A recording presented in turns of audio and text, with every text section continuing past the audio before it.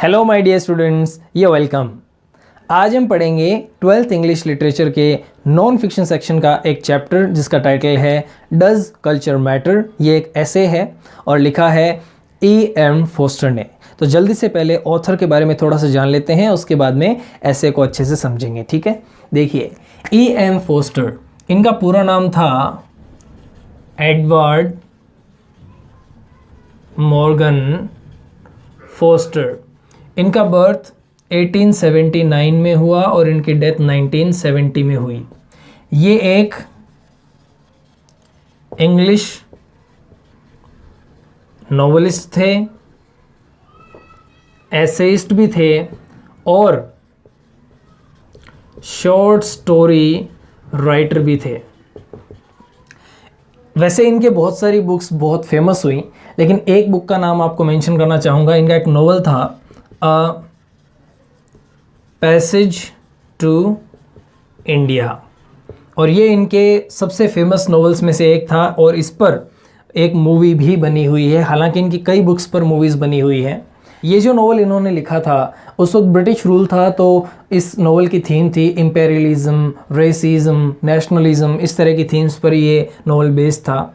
ये जो ऐसे है डज कल्चर मैटर, ये इनकी बुक जिसका नाम था टू चीयर्स फॉर डेमोक्रेसी, उसका हिस्सा है, उसमें से लिया गया है। और इस ऐसे में वो कल्चर की इम्पोर्टेंस बताते हुए कहते हैं कि कल्चर की वैल्यू अब धीरे धीरे मॉडर्न एज में लोग भूल रहे हैं। He expresses his concern about the decline of the culture in the modern world. वो ये कहते हैं कि लोग आजकल सांस्कृतिक चीज़ों के बारे में उदासीन होते जा रहे हैं। People are becoming indifferent towards the cultural stuffs. वो आगे कहते हैं कि we must understand the value of the cultural stuff which we have got from the past in form of books, paintings and music. हमें हमारे अतीत से जो किताबें, जो संगीत, जो चित्र और जितनी भी सांस्कृतिक चीज़ें मिली हैं उनकी हमें वैल्यू करनी चाहिए, उन्हें हमें प्रिजर्व करके रखना चाहिए, क्योंकि वो हमारी पहचान है। और इस तरह की वो कई बातें इस ऐसे में करते हैं। इस लेक्चर का कोई भी पॉइंट आप मिस मत कीजिएगा, क्योंकि इस ऐसे के सभी मेन पॉइंट्स से होते हुए हम इसकी समरी को अच्छे से समझेंगे, जो आपको इसके प्रिपरेशन में, इसके क्वेश्चन आंसर्स के प्रिपरेशन में काफ़ी मदद करेंगे। ठीक है, और इस लेक्चर के एंड में आपको इस चैप्टर के सभी textual question answers, important question answers भी मिलेंगे। सो वीडियो को पूरा देखिएगा।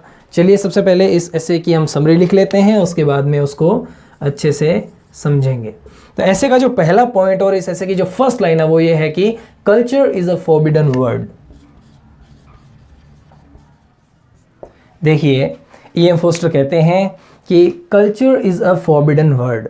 संस्कृति एक वर्जित शब्द हो गया है आजकल। वो सटायरिकल लैंग्वेज यूज़ करते हैं, कहना ये चाहते हैं कि संस्कृति को लोग अब धीरे धीरे छोड़ते जा रहे हैं।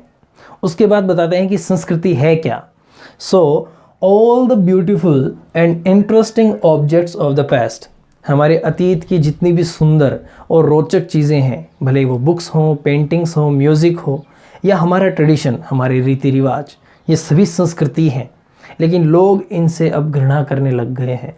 अगला पॉइंट यही है और अपना पहला क्वेश्चन भी ध्यान दीजिएगा। पीपल डिस्पाइज देम, लोग इन सांस्कृतिक चीज़ों से पता नहीं क्यों आजकल घृणा करने लग गए हैं। और लोग आर्ग्यूमेंट क्या देते हैं अपना, इनको घृणा करने के पीछे उनके क्या वक्तव्य हैं, ये समझिएगा। ये पहला क्वेश्चन यही है। पीपल से that these cultural things take much room and time, कि ये सांस्कृतिक चीज़ें जीवन का बड़ा रूम यानी स्थान घेरती हैं और समय घेरती हैं। कहने का मतलब उनका ये है कि परंपराओं को, रीति रिवाजों को निभाने में बड़ा समय लगता है, जो आजकल किसी के पास है नहीं। और सांस्कृतिक चीज़ें जीवन का एक बड़ा स्थान घेरती हैं, ऐसा लोगों का कहना है। लोग और भी कुछ कहते हैं कि this is the world of science, ये विज्ञान की दुनिया है, इसमें इतनी पुरानी चीज़ों का क्या महत्व है। कुछ लोग तो यहाँ तक कहते हैं कि नो प्रॉफिट बाय ट्रेडिशन, परंपरा से क्या फ़ायदा, परंपराओं को, रीति रिवाजों को निभा के आजकल क्या फ़ायदा। तो इस तरह के आर्ग्यूमेंट्स लोग देते हैं कल्चरल स्टफ्स को लेकर। फिर E.M. फोस्टर कहते हैं कि broadcasting and cinema have wiped out drama, ये जो आधुनिक दुनिया है, विज्ञान की दुनिया, इसमें जो नए नए इन्वेंशंस हो रहे हैं, ये चीज़ें हमारे पुरानी कलात्मक चीज़ों को ख़त्म करती जा रही है। जैसे ब्रॉडकास्टिंग यानी टीवी पे जो हम प्रसारण देखते हैं वो, और सिनेमा ने ड्रामा को, थिएट्रिकल शोज़ को, जो लाइव शोज़ पहले देखने जाते थे लोग बड़े चाव से, उन चीज़ों को ख़त्म कर दिया है। तो जैसे जैसे नई चीज़ें आती जा रही हैं, हमारी संस्कृति ख़त्म होती जा रही है। नो प्लेस फॉर दांते। दांते इटली के बहुत बड़े, सबसे बड़े पोइट माने जाते हैं, लेकिन आज उनकी रचनाओं को पढ़ना या पढ़ने के लिए रुचि किसी में नहीं है। ब्रॉडकास्टिंग कॉन्सर्टोज़, ये एक बहुत पुराना बैंड हुआ करता था पुराने ज़माने का, हमारे कल्चरल चीज़ों में ये आता है, लेकिन उनको सुनने की आजकल किसी में रुचि ही नहीं है। तो कल्चर धीरे धीरे डिक्लाइन हो रहा है, और यही चिंता E.M. फोस्टर इसमें बताते हैं। फिर आगे वो कहते हैं कि I have so much faith in cultural stuff, और उसके जस्ट बाद कहते हैं फेथ मेक्स वन अनकाइंड। ये अपना क्वेश्चन भी है कि इसको एक्सप्लेन करो कि फेथ किस तरह से एक इंसान को अनकाइंड बना देती है। तो पहले तो एक स्टेटमेंट देते हैं कि मेरा सांस्कृतिक चीज़ों में बहुत बड़ा फेथ है, बहुत ज़्यादा आस्था है मेरी, और वही आस्था एक इंसान को थोड़ा सा निर्दयी भी बना देती है। कैसे? जब किसी इंसान की किसी चीज़ में आस्था हो और उस चीज़ की वैल्यू कम होती हुई दिखे, तो वो इंसान थोड़ा निर्दयी हो ही जाता है। तो यहाँ पर E.M. फोस्टर कहते हैं कि मैं सांस्कृतिक चीज़ों में बहुत ही आस्था रखता हूँ, और जब मैं संस्कृति को डिक्लाइन होता हुआ, यानी संस्कृति की वैल्यू को कम होता हुआ देखता हूँ, तो मैं थोड़ा अनकाइंड हो जाता हूँ उन लोगों के लिए जो संस्कृति की वैल्यू नहीं करते। फिर वो एक एग्जांपल देते हैं, जैसे कि सर रिचर्ड टेरी, ये एक बहुत पुराने ज़माने के ऑर्गेनिस्ट थे इन अ चर्च में ऑर्गेनिस्ट थे, गाना गाया करते थे।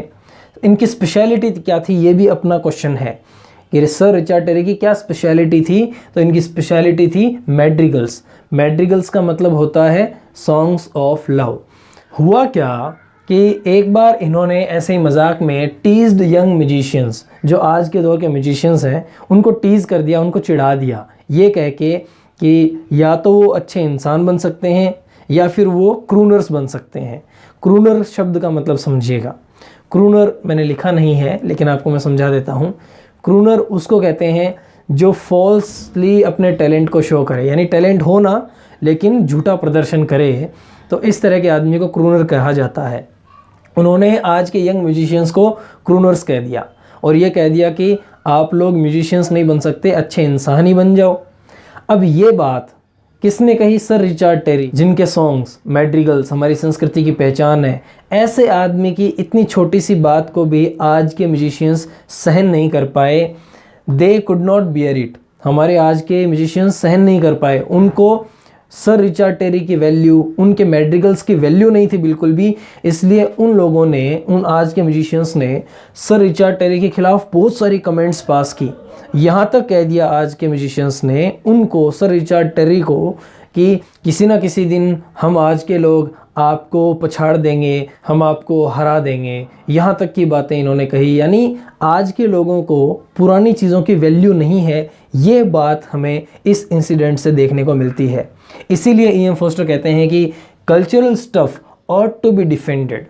कल्चरल चीज़ें हैं ना, उनको डिफेंड करना ज़रूरी है, उनका पक्ष लेना ज़रूरी है, उनको बचाना बहुत ज़रूरी है। सर रिचर्ड टेरी, उनकी वैल्यू, उनके गानों की वैल्यू हमें होनी चाहिए। आगे वो कहते हैं कि पीपल आर इनडिफरेंट। आज के लोग उदासीन हो गए हैं towards the creations of Racine, Cezanne, Stravinsky. ये सब पुराने लोग हैं। रेसिन एक फ्रेंच पोइट थे, सिजेन एक फ्रेंच पेंटर थे, आर्टिस्ट थे, और स्ट्राविंस्की एक रशियन कंपोज़र थे, म्यूज़िक कंपोज़र थे। तो इन सब की जो क्रिएशंस हैं, कंपोजिशंस हैं, उन सब की आजकल वैल्यू होनी चाहिए। लेकिन पता नहीं क्यों इन लोगों की चीज़ों के प्रति लोग आजकल इनडिफरेंट होते जा रहे हैं। Today's people don't value the creations of these people.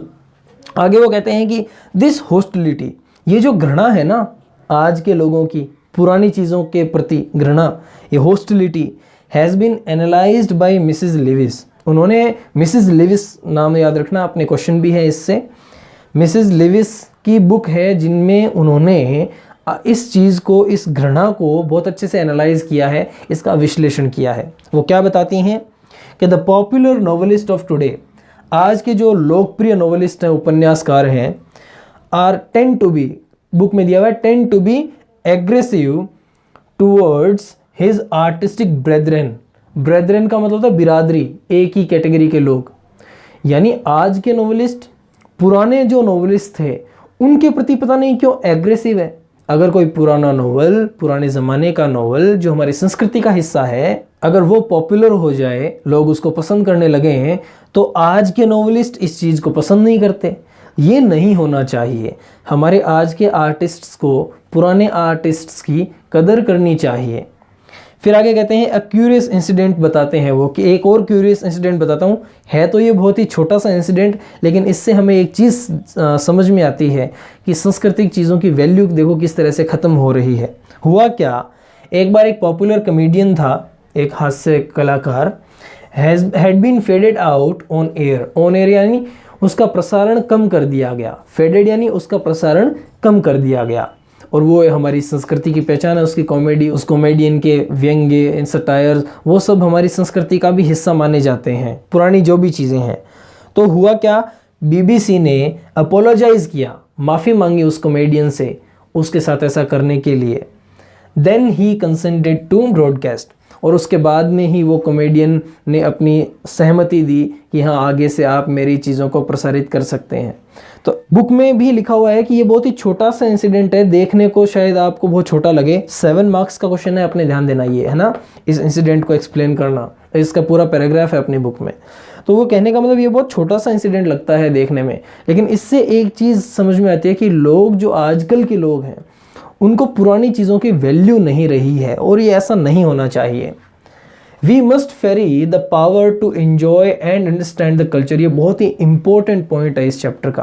वो कहते हैं कि हमें फेरी यानी ले जाना चाहिए the power to enjoy and understand the culture, संस्कृति को समझने और पुरानी हमारी जो संस्कृति है उसको एंजॉय करने के पावर को, एंजॉय करने की एबिलिटी को हमें आगे ले जाना चाहिए।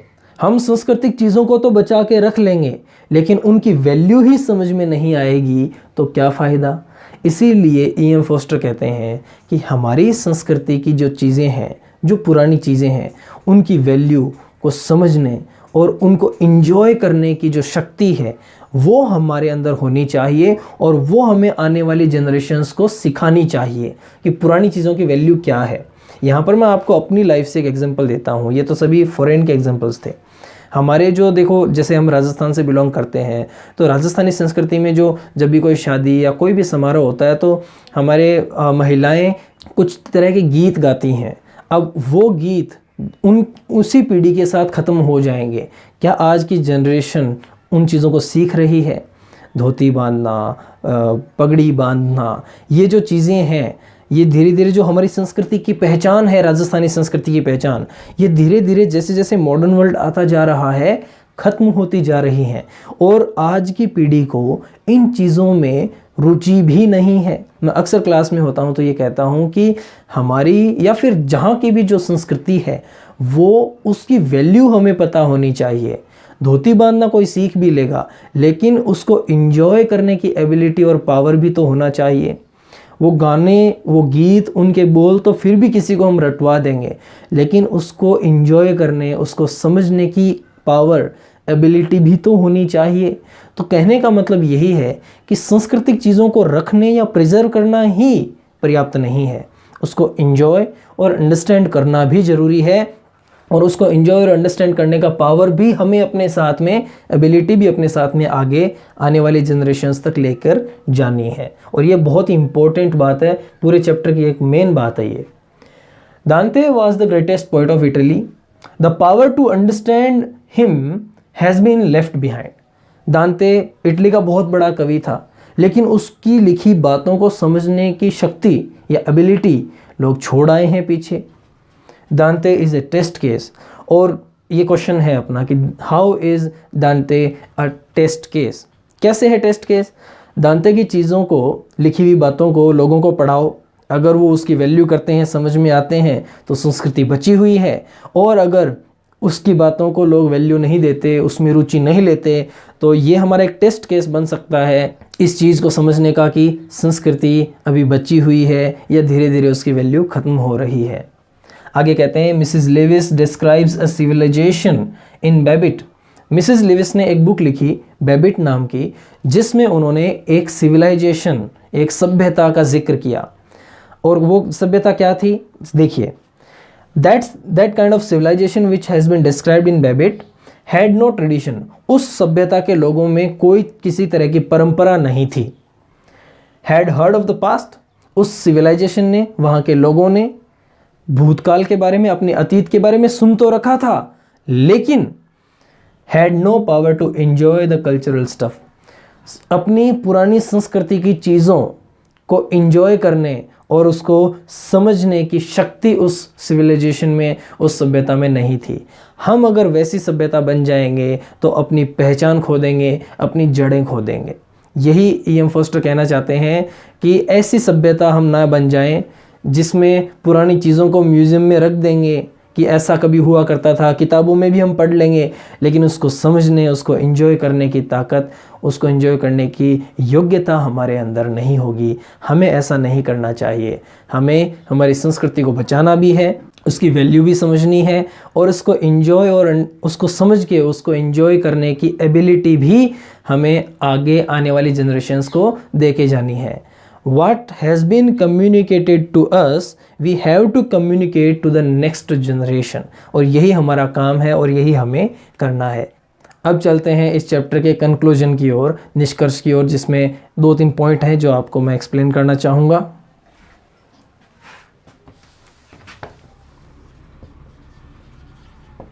सो E.M. फोस्टर एंड में ये कहते हैं कि cultivated people are a drop of ink in the ocean. ये अपना क्वेश्चन भी है, थोड़ा ध्यान से समझिएगा कि कल्टिवेटेड पीपल यानी सभ्य लोग समंदर में एक शाही की बूंद की तरह होते हैं। कैसे? क्योंकि सभ्य लोग अपने आसपास के माहौल में, अपने आसपास के लोगों में आसानी से घुल मिल जाते हैं, जैसे एक शाही की बूंद समंदर में घुल मिल जाती है। We are a drop in the ocean, हम भी उस समंदर की एक बूंद हैं। कहने का मतलब ये है, वो ये कहना चाहते हैं कि इस पूरी दुनिया में एक इंसान समंदर में एक बूंद की तरह है, लेकिन वो भी अपनी संस्कृति को ज़िंदा रख सकता है, बरकरार रख सकता है अपने आसपास के लोगों को कम्युनिकेट करके। आगे वो एक बात पूछते हैं कि हमें एक सवाल करना चाहिए हमसे, खुद से, is what we have got worth passing on. जो हमें मिला है अपने पास्ट से, अपने एंसेस्टर्स से, संस्कृति के रूप में, कल्चर के रूप में, ट्रेडिशन के रूप में, क्या वो वाकई में पासिंग ऑन के लायक है, आगे कम्युनिकेट करने के लायक है? फिर वो खुद ही जवाब देते हैं कि हमें पता है क्या चीज़ मिली है। 3000 ईयर्स ओल्ड ट्रेडिशन हमें मिला है, 3000 साल पुरानी संस्कृति है, 3000 साल पुरानी परंपरा हमें मिली है। तो वो वाकई में एक ऐसी चीज़ है जिसको हमें आने वाली पीढ़ियों को बताना चाहिए, हमें उसको प्रिजर्व करके रखना चाहिए, उसकी वैल्यू हमें समझनी चाहिए। आगे वो कहते हैं कि इन पास्ट में, अतीत में स्थिति थोड़ी अलग थी। कैसे? Art was valued by aristocrats. कला का महत्व सिर्फ एरिस्टोक्रेट ही समझते थे, वो प्रिजर्व करके रखते थे कला को। एरिस्टोक्रेट यानी जो सामंत लोग थे, अमीर लोग थे, राजा लोग थे। हम अक्सर हिस्ट्री में जहाँ पढ़ते हैं कि राज दरबारों में अलग अलग तरह के कलाकारों को, भले वो नृत्य के कलाकार हों, संगीत के कलाकार हों, चित्र के कलाकार हों, इन सभी कलाकारों को एक स्थान दिया जाता था, उनका संरक्षण किया जाता था और उनको सम्मानित किया जाता था। तो पुराने ज़माने में तो एरिस्टोक्रेट्स ने अपनी संस्कृति को बचाए रखा, लेकिन वर्तमान में ऐसा है नहीं। वर्तमान में ये जिम्मेदारी, प्रेजेंट में ये जिम्मेदारी, ये रिस्पॉन्सिबिलिटी कल्चर को बचाने की हर एक इंसान पर है, हर एक उस समंदर की बूंद पर है, यानी हर एक इंसान पर है इस दुनिया में। At present should we force people to preserve culture. फिर एक सवाल, अब ये तो समझ में आ गया कि कल्चर को बचाना ज़रूरी है, वो हमारी पहचान है, आइडेंटिटी है, लेकिन क्या हम लोगों को मजबूर करें, उनके साथ ज़बरदस्ती करें कि कल्चर को बचाओ? वो एक एग्जांपल भी देते हैं कि कोई महिला जा रही है रास्ते में और ज़बरदस्ती हम उसके पास जाके कहें कि ये पार्सल लो, ये हमारा कल्चर है और इसको अपने पास रखो और अपने फ्लैट में लेके जाओ, तो क्या ऐसा पॉसिबल है? ज़बरदस्ती करने से नहीं होगा। क्या करने से हमारी संस्कृति बचेगी? वो कहते हैं कि नो, ऐसा करने से नहीं होगा, ज़बरदस्ती करने से नहीं होगा। लेट इट सो शाइन, वो कहते हैं कि हमारी संस्कृति को इतनी चमकने दो, इसकी खुद ही इतनी वैल्यू करो कि मेंस क्यूरियोसिटी इज अरोज्ड, कि बाकी लोग क्यूरियस हों, जिज्ञासु हों अपनी संस्कृति के बारे में जानने के लिए, उसको अपनाने के लिए, उसको प्रिजर्व करने के लिए। यानी और ऐसा कैसे हो सकता है? ऐसा तब हो सकता है जब our chief job is to enjoy ourselves, जब हम खुद उस संस्कृति को एंजॉय करें, हम इतना एंजॉय करें हमारी पुराने ट्रेडिशन को, हम इतना उसको वैल्यू दें कि लोग, इसके पहले एक पॉइंट था कि पीपल आस्क फॉर इट, लोग आके पूछें, जानना चाहें, उसको अपनाना चाहें। और लास्ट में कि to communicate what has been communicated to us, और हम सबका काम यही है कि हमें जो कम्युनिकेट किया गया है, हमें जो संस्कृति मिली है और जिसका हमें नॉलेज है, वो हम आगे कम्युनिकेट करें, आने वाले जनरेशन्स को बताएं। तो ओवरऑल इस ऐसे में वो एक ही बात कहते हैं कि हमारी कल्चर को हमें बचाना चाहिए, ज़बरदस्ती करके नहीं बचाया जा सकता, लेकिन we have to understand the value of the culture. We must have ability to understand and enjoy our culture. If we are able to enjoy and understand our culture, the peers, the fellow people will definitely ask for it, and they will also tend to preserve it. So that was the essay. Let's move on to the question answers, and here they are. And as you are a student of literature, I don't think you need an explanation of everything. Still, let's discuss the question answers in short. First question is that what was the speciality of Sir Richard Terry? तो उनकी speciality थी मैड्रिगल्स, जिसका मतलब होता है songs of love. Second question है what kind of civilisation is described by Sinclair Lewis in the novel Babbitt. तो उन्होंने एक ऐसी सिविलाइजेशन का डिस्क्रिप्शन दिया है जिसका कोई ट्रेडिशन और कल्चर नहीं था, और ना ही उस सिविलाइजेशन के लोगों में पावर था किसी भी अतीत की चीज़ को एंजॉय करने का। थर्ड क्वेश्चन है कि गेट्स ऑफ हेल के बारे में दांते ने क्या लिखा। तो उन्होंने यही लिखा कि गेट्स ऑफ हेल भी गॉड के लव, विजडम और पावर से बने हुए हैं। फोर्थ क्वेश्चन है कि फोस्टर सभ्य लोगों के बारे में ऐसा क्यों कहते हैं कि वो समंदर में गिरी एक शाही की बूंद की तरह होते हैं। तो आंसर है कि जिस तरह से एक शाही की बूंद पानी में आसानी से घुल मिल जाती है, सभ्य लोग भी हर एक तरह के लोगों के साथ आसानी से घुल मिल जाते हैं, फ्रेंडली हो जाते हैं। फिफ्थ क्वेश्चन है कि वो क्या दो आर्ग्यूमेंट्स हैं जो कल्चर के ख़िलाफ़, संस्कृति के ख़िलाफ़ लोग कहते हैं। तो पहला आर्ग्यूमेंट ये है कि कल्चरल चीज़ें बहुत सा स्पेस और टाइम लेती हैं, जगह और समय लेती हैं जीवन का। और दूसरा आर्ग्यूमेंट ये है कि आज की आधुनिक दुनिया में ट्रेडिशन और सांस्कृतिक चीज़ों से कोई फ़ायदा नहीं है। सिक्स्थ क्वेश्चन है कि what does Forster mean by faith makes one unkind, यानी आस्था इंसान को थोड़ा सा निर्दयी बना देती है, इससे क्या अर्थ है। तो इसका बड़ा सिंपल सा अर्थ है कि अगर किसी इंसान की किसी चीज़ में आस्था हो और उस चीज़ की वैल्यू अगर कम होती हुई दिखे तो वो थोड़ा सा निर्दयी हो जाता है। और जैसा कि हम जानते हैं फोस्टर की कल्चर में बहुत आस्था है, और जब लोग कल्चर की इतनी वैल्यू नहीं करते तो वो थोड़ी से लोगों के लिए अनकाइंड हो जाते हैं। यही उनके कहने का मतलब था। फिर सेवन्थ क्वेश्चन है कि जो क्लासिक फिक्शन है, यानी पुराने शास्त्रीय उपन्यास, उनके प्रति आजकल के नॉवेलिस्ट्स का रवैया इतना एग्रेसिव क्यों है। वो इसलिए क्योंकि पुराने, यानी लगभग 200 साल पुराने शास्त्रीय क्लासिक फिक्शन ने हाल ही में अपनी प्रसिद्धि हासिल की है, और आज के नॉवेलिस्ट्स को ये बात अच्छी नहीं लगती कि पुरानी चीज़ों को उनके ज़माने में ज़्यादा वैल्यू मिले। कहने का मतलब ये है कि आज के लोगों को पुरानी चीज़ों की वैल्यू उतनी नहीं रही है। एट्थ क्वेश्चन ये है कि फोस्टर दांते को एक टेस्ट केस क्यों कहते हैं। वो इसलिए क्योंकि दांते इटली के सबसे बड़े पोइट माने जाते हैं, और लोग अगर उनको भी नहीं समझ पा रहे, उनकी राइटिंग्स को भी नहीं समझ पा रहे, तो इसका मतलब ये है कि लोग अपने कल्चर को भूलते जा रहे हैं। और हम दांते की कंपोजिशंस के ज़रिए ये जान सकते हैं कि लोगों को कल्चर की वैल्यू है कि नहीं, इसीलिए दांते एक टेस्ट केस है आज के लिए। फिर लॉन्ग आंसर में पहला क्वेश्चन ये है कि फोस्टर कल्चर को कैसे डिफेंड करते हैं और उसकी मॉडर्न वर्ल्ड में किस तरह से कंटिन्यूएंस को एडवोकेट करते हैं, यानी उसकी वकालत करते हैं। तो इसके आंसर में हमें इस एसे का ओवरऑल एक सेंट्रल आइडिया ही लिखना है। तो हमने लिखा है कि फोस्टर ने इस एसे में कल्चर के डिक्लाइन को लेकर अपनी चिंता व्यक्त की है, क्योंकि लोग पुरानी चीज़ों की, आर्टिस्टिक चीज़ों की वैल्यू ख़त्म करते जा रहे हैं। भले ही वो बुक्स हों, पेंटिंग्स हों, म्यूज़िक हो या अपना पुराना ट्रेडिशन, इन सब चीज़ों की वैल्यू अब लोगों को उतनी नहीं रही है, लोग इसके प्रति इनडिफरेंट हो गए हैं। आगे वो कहते हैं कि अगर हमने अपना कल्चर भूल दिया तो हमारी जो लाइफ होगी वो मैकेनिकल हो जाएगी, सिर्फ काम ही काम होगा, उसमें कोई एन्जॉयमेंट नहीं रहेगा। हम अपनी पहचान खो देंगे, इसलिए हमें कल्चर को प्रिजर्व करना चाहिए। हमें 3000 साल पुरानी सभ्यता का जो कल्चर है, अपना जो ट्रेडिशन है, वो वाकई में आगे की जनरेशन्स को देने के लायक है, तो उसे हमें आगे बढ़ाना चाहिए। लेकिन आगे वो कहते हैं कि हम ज़बरदस्ती भी लोगों को कल्चर और ट्रेडिशन सौंप नहीं सकते।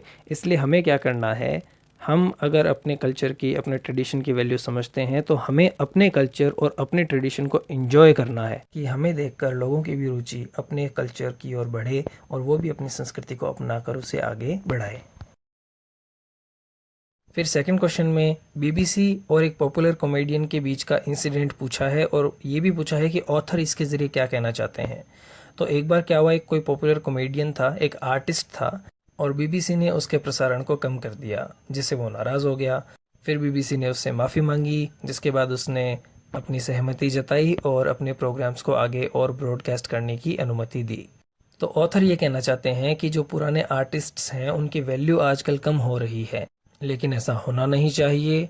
ई.एम. फोस्टर यही कहना चाहते हैं कि कल्चर को, पुराने आर्ट को वैल्यू मिलनी चाहिए, लोगों को पुरानी चीज़ों का, कल्चर का, ट्रेडिशन का, आर्टिस्टिक चीज़ों का सम्मान करना चाहिए। So that was the complete chapter, its summary and question answers. Prepare well. If you have any doubts, put down in the comments. Take care. Bye bye.